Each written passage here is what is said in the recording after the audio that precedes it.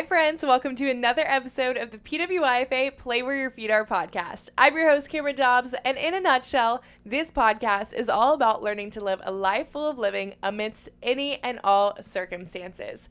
We're so happy you guys are here today with us because this episode is going to be so special for a couple reasons.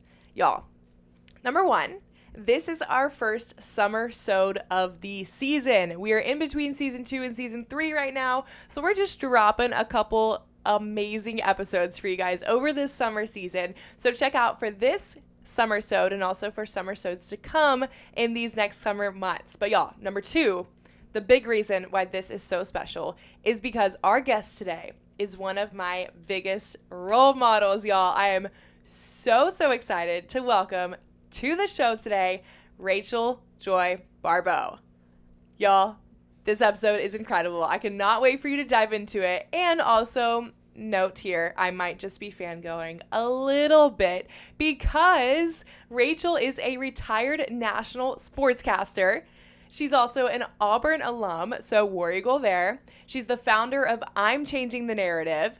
She is also the host of the Joystarters podcast, a mental health advocate, a speaker, and in just a few days, she's a published author. Her book, Relentless Joy, is coming out on June 20th. I'm so happy we got her on to talk all about both her story, but also the story of this book. And I can promise you, this is just a teaser because you're going to want to get this book immediately and figure out everything that she talked about in her story, now told in the story for everyone in this copy, you guys. So excited to have her on today. Rachel speaks a lot just through her book, through her life, through her platforms about the power to change the narrative, to find purpose in life, touching on leadership, mental health, self-care, domestic violence prevention, joy, social justice, and interpersonal relationships. She covers it all, y'all, and she will challenge you to live a life of purpose, passion, and platform. So we're pumped to have her here on Play Where Your Feet Are. Before we begin, a couple general reminders. You've heard them said before if you've listened before on the podcast. But you guys, we have so much fun things going on with Play Where Your Feet Are. Of course, seen behind me, and a little sneak peek here in the end, is we have merch. We have so much merch online that you can shop from anything from tote bags to trucker hats to t-shirts to sweat sets to sweatshirts to sweat sets and all the things. So much more, you guys. You can find all of our merch online, linked below in the description. We also have my book out. It was published in November. It's still available to you guys. We are so close to selling close to what our original goal of publication was. So you guys keep buying that book, buying a copy for your friend. You can find it on Amazon and on our website. To also stay up to date with all things Play Where Your Feet Are, check out our Instagram at Play Where Your Feet Are or my own Instagram at cam.dobbs. Super special because we actually are so close, just I think 9 followers when I'm recording this away from hitting 500, which is just the coolest blessing and the coolest reality to be living into, that you guys just believe in the mission and the motto and the mindset of my life and my heart and my testimony. So you guys keep pouring into Play Where Your Feet Are and find us online to make sure you stay up to date on everything and don't miss a single thing, you guys. Happy reading with the book, and make sure you get that merch so you can not only live out the mission, but you can rep the merch too. Enough intro though, y'all. It is time to bring on Rachel. Let's get into it. This is the PWIFA Play Where Your Feet Are podcast, and I'm your host, Cameron Dobbs.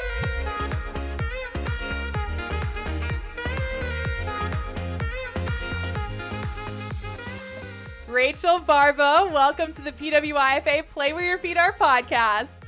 Oh, thank you so much for having me. I'm so excited. Oh my goodness. We are so excited to have you on here today. And I just want to get right into it. So tell us, what's going on in Rachel's life right now? What are you up to? How's summer going?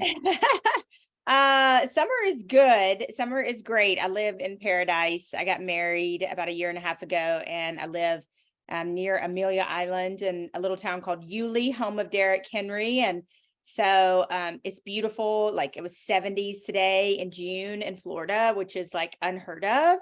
And so it's beautiful. I would love to tell you that I'm spending lots of time at the beach and outdoors, but I have a book launch coming up in 15 days. And, you know, I did a podcast recently where I talked about this. Like, I hope you find something in your life that you're willing to look stupid for.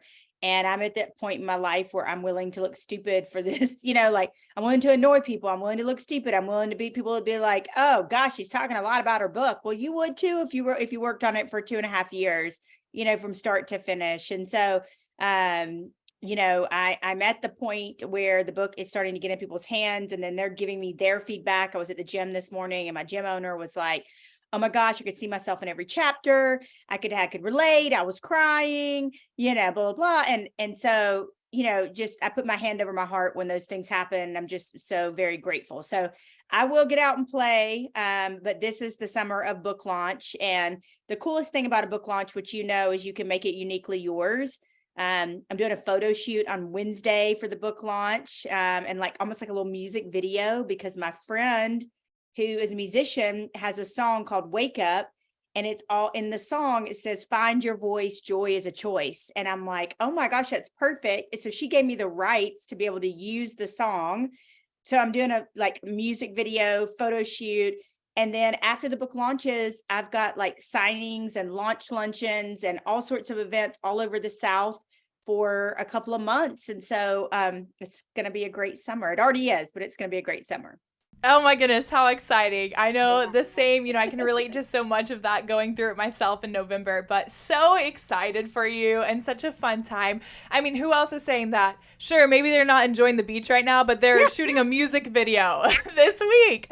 That's amazing. Oh my goodness. Yeah, I think we're all jealous of you. I think that's where the tables turn here. No, Rachel, that's incredible, but so fun. And I love the point too, where you said about something you're willing to look stupid for. I think back to, I've talked to Maria Taylor before, back earlier, before even she got bigger as big as she is now. And she told me that she would always go to anyone and everyone when she was in school and just say, I want to work for ESPN. I want to be a sports reporter. She would tell anyone and everyone, whether she knew them or not. And so I think just going to how passionate you are about the things you're passionate about, don't let anything hold you back. And that's so exciting. And, you know, now mentioning broadcasting twice here, is that's originally how I followed you and how I spotted you, is because I am a fellow broadcaster and love all the things you do there. And on top of that, though, I've seen the way you lead your social media presence, and it is so joyful, yet it is so real. It's very similar kind of to Victoria Garrick, who we've had on the podcast before as well, with her real post. But you are just so incredible of how you use your platform. It's so purposeful. Every single post has meaning to it, and it is sure to impact anyone and everyone. So I'm excited to have you on here today. For our listeners who maybe don't know as much about you and your life, do you mind just kind of giving us a quick little like minute synopsis of where you grew up, where you went to college, a little bit of your career, and kind of what got you to where you're at right now? Yeah, absolutely. So I found you in the elevator and I have 3 floors with you. You know, that's, somebody taught me that. No, elevator pitch. Yeah, right. I went to Auburn, War Eagle. I went for radio, television, film. I thought I was going to do general assignment reporting. I realized I could not do house fires and car wrecks. I'm far too sensitive. I was sent out with the eagle eye to a football game to cover it, and the speed of the game, the crunch of the helmets, all the things.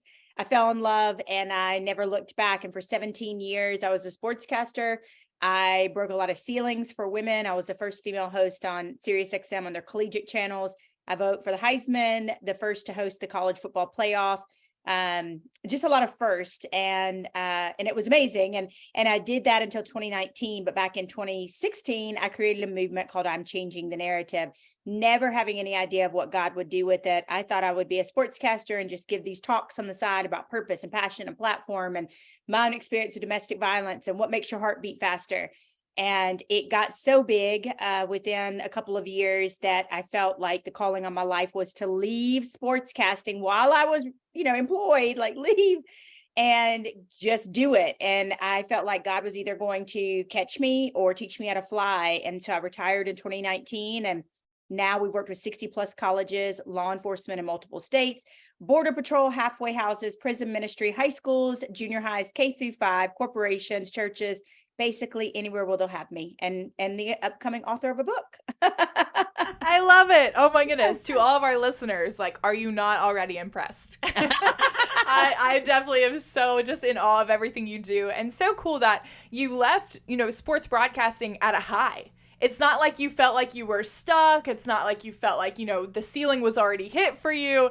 You were at a high and breaking more ceilings, yet you felt a call in your heart to continue to go somewhere else. And I think that's so special because something that's been on my heart this year too is just the repetition of saying that anything good comes from God.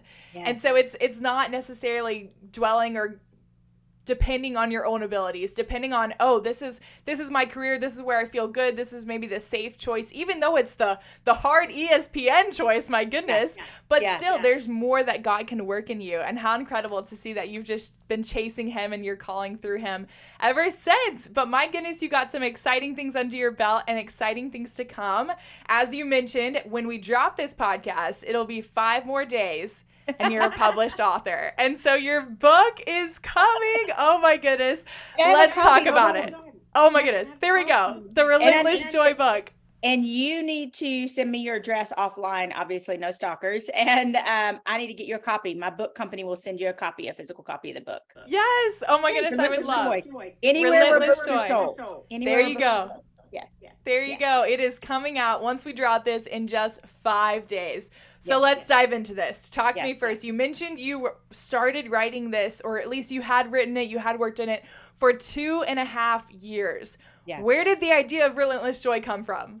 It came from, and let me back up and say this really quickly about the faith aspect. I help people whiteboard their life. People have helped me whiteboard their life. And I had somebody tell me, but that doesn't leave room for God. I'm like, no. I think you can make your plans, but I think that you leave room for the Holy Spirit. Like, that's what you got to do. You make your plans, but you leave room for the Holy Spirit to wreck them or take you in a different place. And here's what my business manager and I always say. He's Jewish and I have Jewish lineage. So anyway, we always say God is everything or God is nothing. Like, if we're waiting on a big deal to land or something to happen, and I'm starting to get wound up, like, oh, is that going to happen? Is that going to happen? Am I going to go speak there? Is this going to happen? Because my speaking engagements support this whole movement.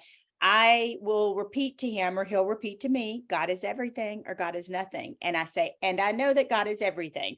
So he's in charge of all of this. So I just wanted to say that for anybody who's just questioning or waiting at this very moment when they're listening and they're like, what are you doing, God? And the other thing is, God can't be working in one area of your life and then forget the other area. So if you see yourself like just going up the ladder and doing great things at work, but you're still waiting on your partner and you're single and you're trying to mingle and you're like, what is going on? Like, he's working on that area too. Or if your love life is going great, but your work life is going crappy, get your shovel, do the work. That's what I say in the book. But I just want to encourage everybody in that. But yeah, here's another crazy thing. This book was born out of another book called Calling on the Hearts of Kings that I pitched in 2018, that the book agent that I was with thought I was going to get at least 3 offers. I got no callbacks, none. And you'll read in the book when you read it about when I went to Israel that I got the last kind of email saying that it's dead, like no more people to pitch it to. And I was crying and I couldn't figure it out at the time. What I know now is that God wanted all of my attention in Israel because he was going to give me this otherworldly experience, but also speak to my heart about something that was going to happen to me in about 8 months. And so I just want to encourage anybody who had a dream and then it died or they thought it died. Maybe it just wasn't the right time. I tell people this all the time.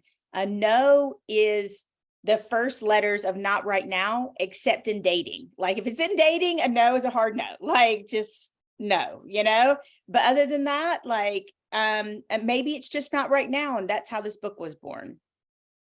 I love that. I feel like you're talking very specifically to me at the same time, which I think based on even reviews from your book and all the things you do is kind of what everyone says, is that they read your book and it's so personal. They, like you just said, the person who was in the gym that came up to you and just said, I saw myself in those chapters. You're able to connect with your reader, your audience, your followers so well. So I'm so excited for anyone and everyone to get this book because I think it's going to relate to everyone. But talk to us further. Okay, so you had this original idea ended up not being that. And then you go to Israel, you have this kind of moment with God, and then you now eventually have this new book title of Relentless Joy and the new concept for this one. So when you started having, okay, it's going to be Relentless Joy, I'm going to start committing to writing this, what was going through your mind? What were you hoping that your readers would gain from this book? Yeah, so you nailed it. Everybody that's read the book so far, and when we finish the podcast, I'll actually just go ahead and send you an electronic copy so you can go ahead and jump into it, maybe on your Kindle or something like that. But everybody says, and it's the greatest compliment. They're like, I'm gonna cry, but they say it's your voice, Rachel. Like it's you. Like it's like I'm sitting next to you. It's like we're on a trip. It's like you're talking. Like it's you. It's totally you, and it's so personal. And I read the book around the time I read the book Love Does by Bob Goff, and I just loved it. Like it was these short, punchy stories that like grabbed you. Like one of them, and I quote him in the book, one of them says, I want to leak Jesus, like my old rusty, Jeep does. I want to leak Jesus.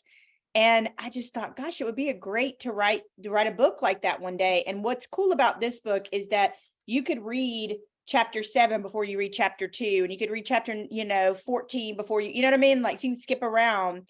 And then at the end of each chapter I did something called a joy start, which is like a jump start for your car but a joy start for your soul. So you take what you learned in that chapter, which by the way there's also history in here and scientific studies and my own stories and a story on Dak Prescott and just different stories. But at the end of each chapter you take what you learned and apply it to your life with the Joy Start. And then at the back, I fought for journal space. So you can like write in the book, write in the margins. Like some people are using it for small groups. And the other cool thing I think about this book is I am faith-based. I'm changing the narrative is not. I am faith-based. But what I say about this book is it is for non-believers too. And I said at the very beginning of the book, that I feel like I said, this is for anybody who's been church hurt or far from God or doesn't believe or believes something else. I said at the very end of this book, at the very least, I want you to think that Jesus was a really rad dude, because he is like, he was super rad. And so I want people to be curious about him by the end of it. And my girlfriend and I say, it's kind of like the lunch line, like take what you want, give away the rest, like square pizza, hash browns, hot milk, like there's something for everybody in some part of this book. Yeah. And so cool too to see the growth that you want your readers to have by the way you're structuring it, because you have this section for notes, you have this joy start moment at the end of each chapter. It's not just something that you want them to, read through the book and they read it, then they put it away and okay, now on to the next, it's something that you truly want lives to be changed through this, because I assume your life has been changed through this, not only the process of writing, but I know the stories in it as well. So how cool is that you're just really setting up your readers for success, more than just the content you're going to give them, but room to grow additional to that. And I love like little Rachel, because all of us are anyways, just little us walking around in big bodies. Little Rachel like loved to get creative and like write and do all that. So I wanted to do something that was to me more unique than just a book. Like you mentioned, a great point, by the way, is that it's part journal, part memoir, part self-help, part faith, part, you know what I mean? So there's like all these part workbook, it's like all these different things wrapped up into one. And you nailed it. Like I didn't want them to wait and then go put it on a shelf and say, okay, I'll forgive them next week. No, like forgive them now. Like forgive them now. Do it now. Like we don't know. I'm going, I've got like I said, the photo shoot on Wednesday. After this, I'm going to get my nails done. I'm like, who knows if I make it to the nail shop? And I don't mean to be morbid. What I'm saying is I don't know my time. And in the book, I said, we're all walking each other home, and so we don't know when the next person's time is. And when I go and the way I live and what I'm changing the narrative has taught me, and the way I live my life and what I teach in this book is to lay your head on the pillow at night and, knowing you've made your amends, you've said you're sorry, you've lived in a way you're proud of. And if you're not, fix it, say you're sorry, call the person back, tell them you were a turd, like apologize to your boyfriend or your girlfriend or your husband, like just live in a way that you can lay your head on the pillow at night and really, really sleep. That's so good. I have a line in my book that says, "Don't waste today waiting for tomorrow." And it's the same exact concept of just, we don't know. The Bible says that life is a vapor vanishing away. So we never know. And it's not to even be morbid to the extent either. It's maybe if you think of being a team, or maybe you're a senior, you're only around your other classmates and your teammates for a little bit longer, and then you're moving on to your next steps. Are you taking advantage, or are you just taking up space? Don't waste today waiting for tomorrow. I love that point. All right, so tell me, okay, the book is called Relentless Joy, and I think it's a little obvious for some extent of maybe what that means, obviously having your name also including joy, but what was your motivation behind that specifically being the title for the book? Yeah, so it's funny.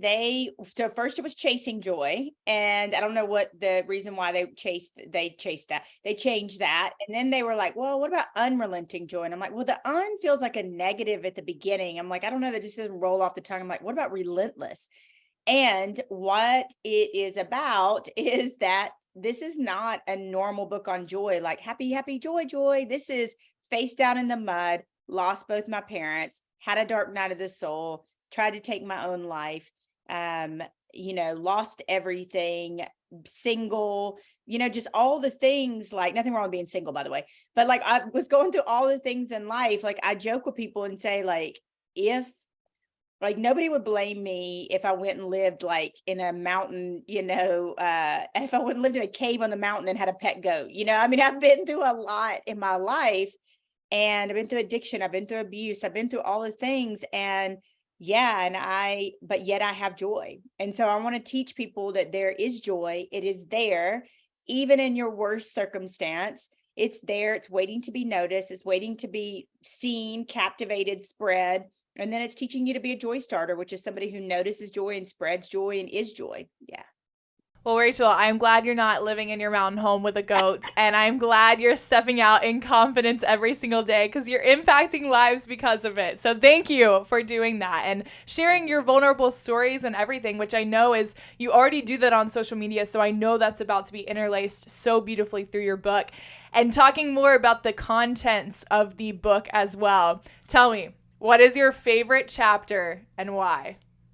I mean, it's so funny, like, to hear other people's favorite chapter. Like, every one of them is my favorite for different reasons, right? For like a quote or a story or something. But there's a chapter that I've heard a little bit of feedback, but not a ton. It's talking about your ancestors.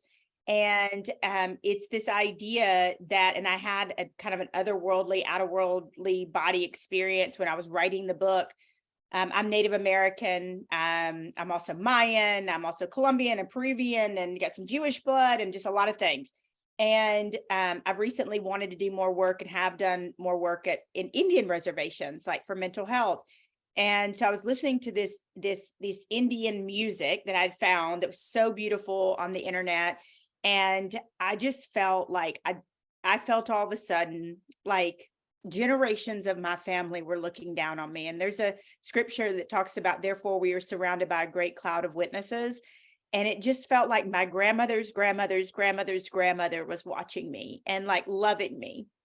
And for somebody who's lost both their mom and dad, who sometimes feels really alone in a crowd, and especially in a blended family where 5 of the people are blood and then there's me, that can be they don't mean to, but that can be a lonely feeling sometimes. And so I had this experience where it was just, I don't even know how long 5 minutes, 10 minutes, but it was just, I was weeping and just, tears streaming down my face. Music ended, wiped my face, and I went about my day. But it was like I had been seen by my grandmother 10 years back. And what I like to tell people is, you don't even know what your granddaddy went through for you to even be alive. They could have been, enslaved. They could have lost their land. They could have gone through the Great Depression. They could have crossed an ocean. You have no clue. They could have been discriminated against. And so how dare you not live your best life? Like, how dare you not go for it? Because you don't, like I said, you don't even know what they went through for you to even be alive. My mama almost got on a plane with her daddy when she was 13, but she was late coming home from a sleepover and he died in a plane crash. And so had she not been late, there would have been no me. There would have been no my mama past, the age of 13. And so I think about these things a lot, and it just makes you live in such a way that's so where you don't waste a day. Like you said, you don't waste a day. You're busy living and loving people. And I say it in the book too, don't you ever let anybody talk you out of going back and paying a compliment, telling somebody they're beautiful, telling somebody they're kind, telling somebody they're amazing. You have no idea what that can mean to that person that day.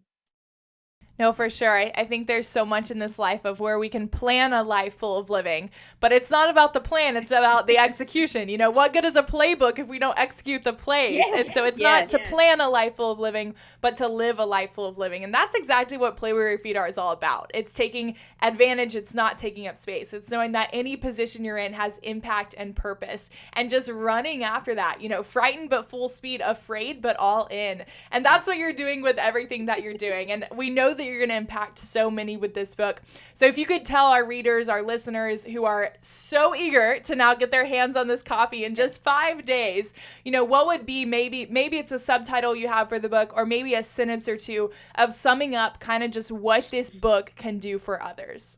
I always say it's how to find, keep, and cultivate joy in a dark world. We are inundated with Twitter and Instagram and news and all the apps with the negative news. And you don't have to go far to get negativity and trafficking and murder and drugs and border and politics. My gosh, we're about to go into political year. Like, just give me all the earplugs and take me somewhere like far away. But you don't have to go far to get any of those things. So you need to have a battle plan for joy. And for me, this book is a battle plan for joy.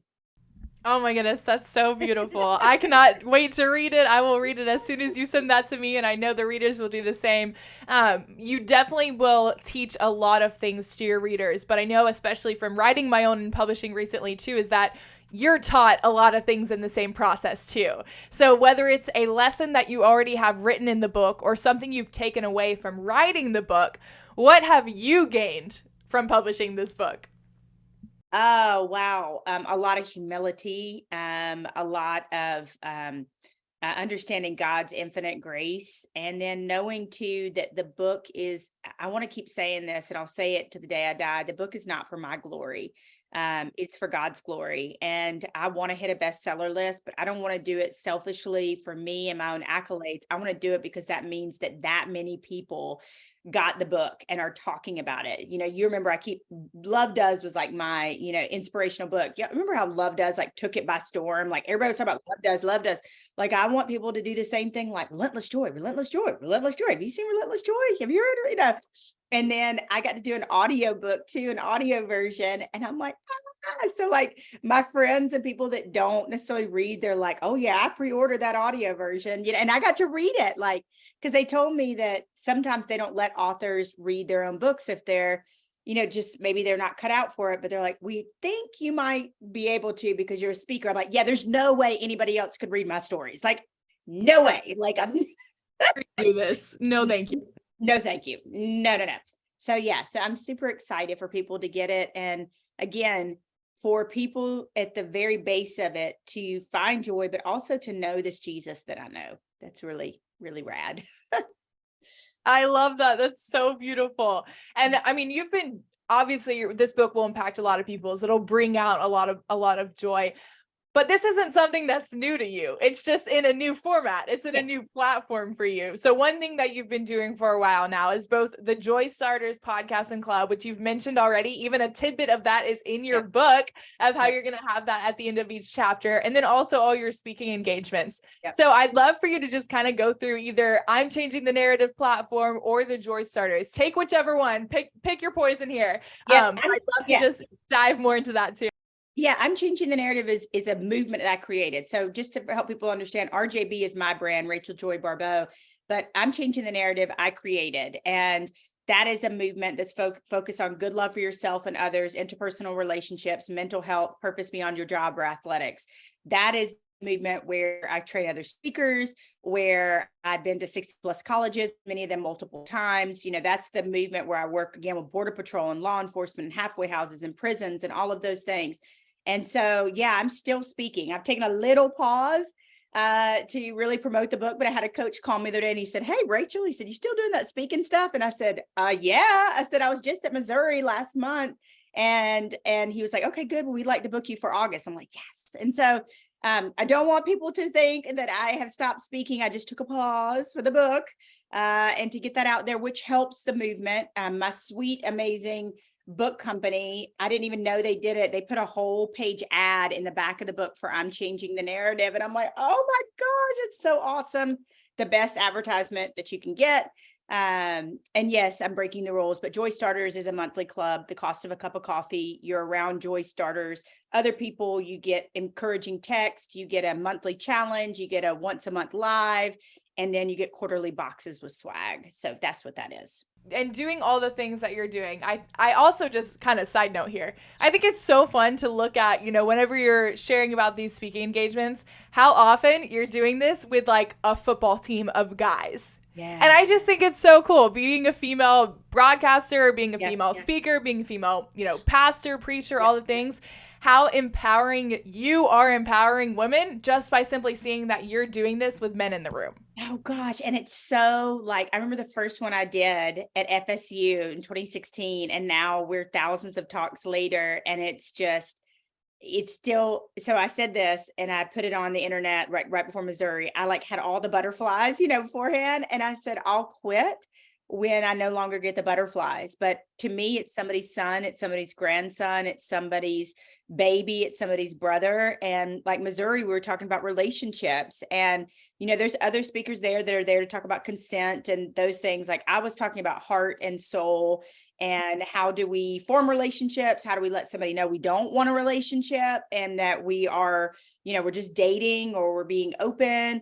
And so the coolest part of it is they started, halfway through, they're like this, asking me questions. And what do you do here, Miss Rachel? And what do you do here? And then I give out my phone number. I've done it ever since the pandemic. And nobody's ever disrespected me, but I get messages like, Miss Rachel, I'm having problems with my mom, or Miss Rachel, I'm having, problem with my girlfriend, or Miss Rachel, I cheated. What do I do now? Or they call me Ma, they call me Aunt, they call me Miss Rachel, Coach.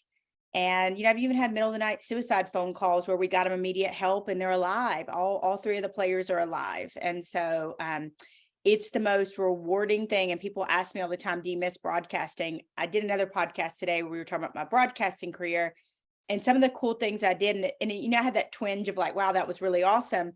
But I don't, because I deal in like the ultimate currency now, which is like the soul, And it's while games were amazing and my career was amazing, now when somebody says, Miss Rachel, you changed my life, or you saved my life, that there's no way to even quantify that at all.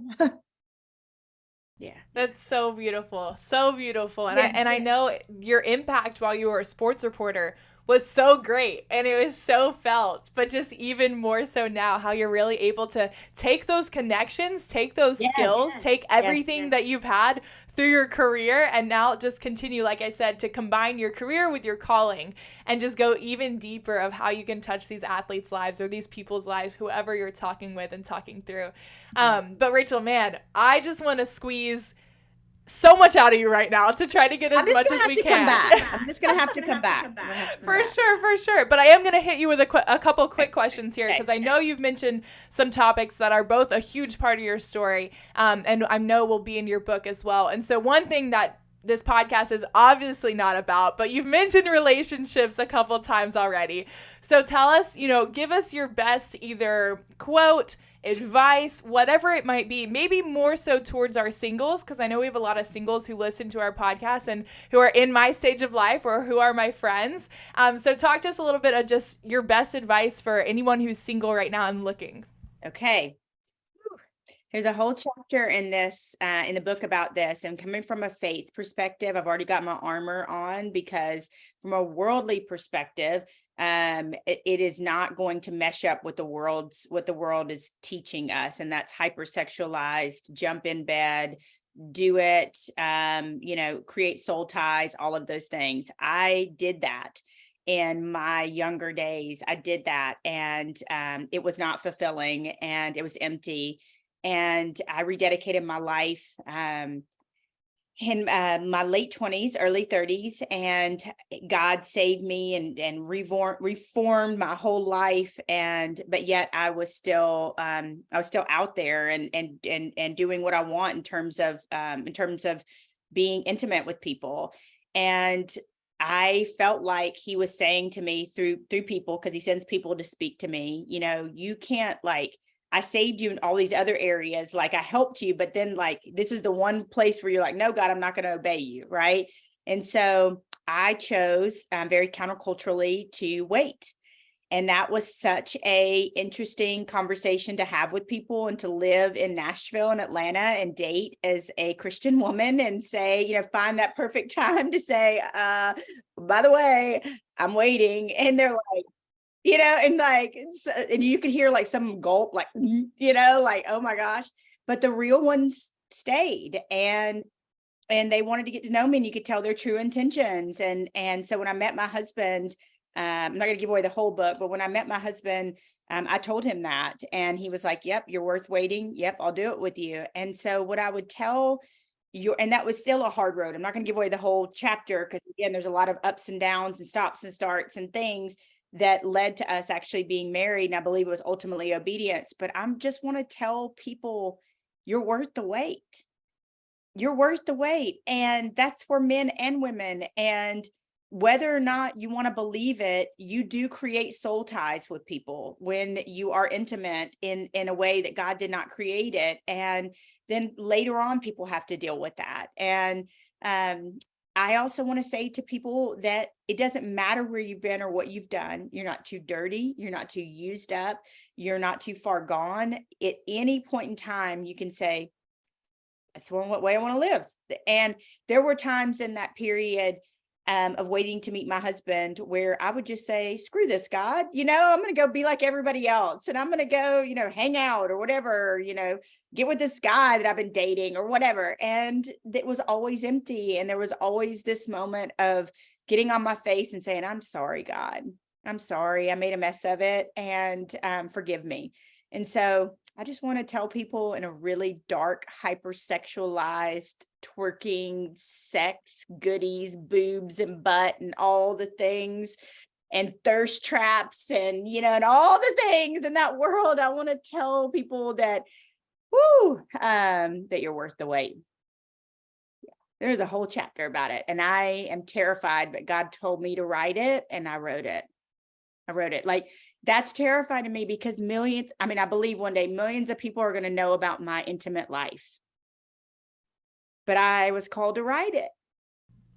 There you go. And we're so glad that you were called, and we're so glad that you were obedient. You already said you think your marriage is such a sign of obedience. And so I think just a beautiful, even more life-giving, sermon and teachings will come out of this too, just strictly from you continuing to be obedient. I feel like, if anything, that's kind of what marks your life, is the obedience to, wait for your husband, the obedience to step out of broadcasting and follow after this calling, the obedience to write this book. Everything that you're doing has such a mark of obedience on it. So we thank you for being obedient to God and continuing to share your story, and doing so vulnerably, and to showcase those parts that maybe aren't as pretty, aren't as perfect, aren't as polished as you might have wished they would have been, but they're helping so many people. And I think there's so much power to that in playing where your feet are, because play where your feet are is, like I said, it's doing your best and being your best no matter what, no matter where. But there's also a grace element to that, to knowing that, hey, my best one day might look different than my best another day. And for so many different reasons. I'm tired, I'm worn out, whatever it might be, you can fill in the blank there, but it's your best no matter what. And it's your best if you're down at the pit of the valley, or your best if you're thriving on top of the mountaintop, wherever you are in life. And that's why it's play where your feet are too.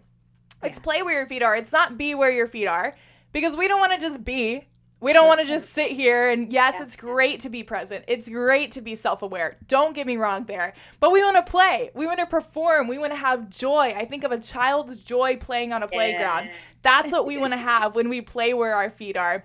and do just everything to the best of our ability. Again, taking advantage, not just taking up space, and knowing that every position has impact and purpose. And Rachel, you have done that with everything that you're doing, combining all of your passions, filling them with purpose, and making an impact on anyone and everyone that comes your way. So I want to ask you your thoughts, your opinions. What does play where your feet are mean to you?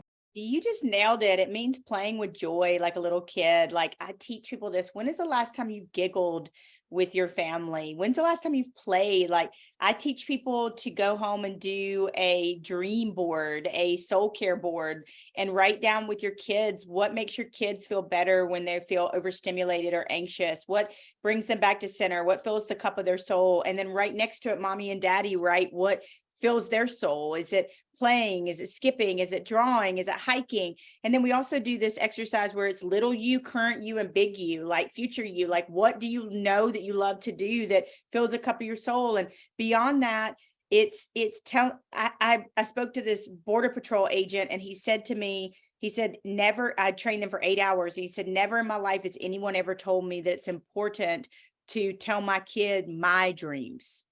And he said, I'm going to go home and tell my kid about my dreams. So I think playing where your feet are, not being where your feet are, playing where your feet are means grabbing the joy right out of the moment and appreciating it and playing and having that childlike wonder and joy. And that's how I stay young, is because I look at the world with this childlike wonder and I'm like, oh, just so awesome. That's so awesome. Oh my gosh, the sunset's so pretty. Wow. Like look at that old couple. Wow. So that's how I keep my my joy. Well, the joy you have is obvious and definitely shines to all of us. And I think you share all the giggles on your Instagram stories when you're showcasing memes and funny reels and all the things that you're always sharing. I laugh so hard. So you are spreading joy, both in very deep ways, but also just in fun little ways on Instagram too. So good, Rachel. And tell me now, we know what play where your feet are means to you. So for our listeners now who are listening to you, listening to your story and thinking, who in the world is this Rachel and how can I be like her? And maybe they already know of you and they're just thinking, I have even more insight to her in her life. I have this book coming out. I want to copy Rachel's footsteps. I want to follow in her footsteps. I want to play where her feet are and my feet are the same way. So what is your advice for those who want to play where their feet are, but maybe aren't sure how to take the first step? Yeah, you got to find what sets your soul on fire. And that is a journey in itself. People say, I know there's something missing. I've got a great job, a great house, a great partner, whatever it is, but there's something missing. And I think it's finding what sets your soul on fire. It's one thing to serve. It's a whole nother thing to serve in your sweet spot. So keep serving at the shelter, at the dog shelter, at the old folks home, at the food line. Keep serving with kids until you find the thing that oh my gosh, that just did it for me. And then figure out how you can put your own spin on it. I mean, I was thinking about a photographer the other day that could take time to go to a DV shelter and bring clothes and makeup and for a woman who has been hit and been abused, and take her and her kids and give them a photo shoot and make them feel beautiful for just an hour or two and take them away and give them something beautiful to look at versus something ugly and painful. Find your gift and then use that gift in the way that only you can use it. And sometimes the other thing is sometimes your greatest pain is attached to your greatest purpose. So the thing that was meant to kill you may be the key to finding what sets your soul on fire. Oh, that's a word right there. Using your mess and making it your message, using your test, making it your testimony, all the above there. That's so beautiful, Rachel. And oh my goodness, you are so beautiful. Your heart, everything about you. And I'm so excited for people to get their hands on your book. I feel like we said we could talk for hours on so many different topics, more about your book, but I'm almost glad we're not, because this is a teaser. We want everyone to now follow you for more, to find you for more, to get your book for more. So I hope you guys are just sitting on the edges of your seat, just waiting to finally read some more about Rachel and her life. So now at this time, I'd love for you to just, again, we've mentioned everything you do, but I want you to have the floor. Anything you want to plug, anything you want to shout out, go ahead. take it. There are no shameless, or everything is shameless plugs here. Go for it of where we can find you and where we can follow you. Because just because the podcast is ending doesn't mean our relationship with you should be ending. Please, no, don't make that happen. Joystarters podcast. So wherever podcasts are, you can find your podcast anywhere, and it's already top 10% in the world. So we're pretty excited about that. And I love socials. I love communicating with people. Some of my best friends literally have come from social media. So Instagram, LinkedIn, Twitter, Facebook, all the things, TikTok even. And so I love connecting with people there. That's another thing. And then RachelBaribeau.com, which has got all the book bonuses. So if somebody on there is like a coach or wants to learn more, I've got book bonuses where if you donate a certain amount of books or buy a certain amount of books, then I will give you like a Zoom, I will give you coaching, I will give you those things. So you can go to the book bonuses there. And then I'm changingthenarrative.org has all the information on the movement and how you can work with us, how we can come speak at your school or your company. So there's so many ways to get in touch with us. And my other shameless plug is for my husband and my family. Writing a book is incredibly lonely, and you have to sacrifice a lot and you have to miss a lot. So I've missed a lot of games. I've missed a lot of matches. I have missed a lot of dinners. I've missed a lot of things. And so a huge shout out to my husband, Christopher, and my 4 bonus kids for continuing to love me while I've, been on and off, not present for the past 2 years. Oh, so beautiful. We'll make sure that we link everything below. We'll tag it all below too, so you guys can make sure that you can easily, conveniently find these and take advantage. My goodness, we got some deals being thrown out here. Yes. I love a good sale. So y'all take advantage, like she said, whether you're donating more, you can get some things out of this book in addition to just having the book. So y'all take advantage of all the resources that she's offering to you guys, both for free and for an investment, because it's not a sale. It's not a purchase. It's truly an investment. You're investing in your life, and she has just so graciously used everything she's known to be able to teach us so much of what she's learned. So Rachel, thank you for being you. I want to give you the stage one last final time though. Any last gold nuggets we got from you? I'm going to give you the final word. I was getting set up to start therapy again because therapy is my jam. And I was on the phone with the triage lady last night. And she like kind of figures out what kind of therapy you need and how long and all of that. And we totally bonded. Her name was Deborah. And she said, Rachel, she said, do you remember Moses when he was like parting the Red Sea? And she said, and his arms got tired. And I was like, no, I don't remember that part. And she was like, his people held up his arms. And she was like, you've got a lot of people that are going to be coming around you in the next 30, 60, 90 days, your friends, your family, your, chosen family. And she was like, let them hold up your arms. And so I would just say that for everybody else that maybe going through something hard, or they are about to embark on a goal, or wherever you are, like lean on your people and let your people hold up your arms. And ooh, that was so good. I've got a group of women, their name's Kim and Natasha and Heather, and they've been helping me. They're kind of like my book launch team, and they've been holding up my arms. And I just, when she told me that just really, it got me good. Oh, that's so beautiful. I love that story too, because I think it's a beautiful representation of how you can be standing still, but you're not standing down. Yes. So even in the slow moments, even in the seasons of waiting, when you're waiting for the seed to actually part, when you're waiting for the book to actually be published, we don't have to stand down. Even if we're standing still, we can still be active in our waiting, both being impressed upon and impacting others. Yes. But Rachel, my goodness, thank you so much for joining the podcast today. Welcome officially to the PWYFA Play Where Your Feet Are family. Thank you so much. Of course. We hope to have you on again soon. Yes, please. Let's do it. Thanks for tuning in to another episode of the PWYFA Play Where Your Feet Are podcast. We were honored to have Rachel on today. I was a little starstruck, but she's just incredible like that, you guys. And make sure, I know you're so excited to stay in contact with her, so follow her on all of her platforms. check out the resources that she has. Everything she mentioned is going to be linked below so you can get further connected to her and what she's doing. We're also, of course, linking below her book dropping June 20th. Her story is so incredible, and I love that it's now in book form for you guys to read and hear about. Make sure you get that copy. She has already changed so many lives, and I cannot wait to see how she's continuing to doing just that through this book, you guys. But so exciting. Also online, of course, you can check out all things Play Where Your Feet Are, so you can stay caught up with Rachel, but also all things PWYFA as well. Like we said, whether that's the merch, the book, the podcast, and so much more. Just a reminder too that though you guys are watching here on YouTube, or maybe you're listening on Spotify or Apple, that we have our podcast streaming everywhere you can imagine. So whether it is the Spotifys, the Apples, those audio platforms, or you want to watch us here on YouTube, all of that is available to you. Whichever way you want to watch or listen to your podcast, we are going to be there for you. And you can even watch on Spotify too.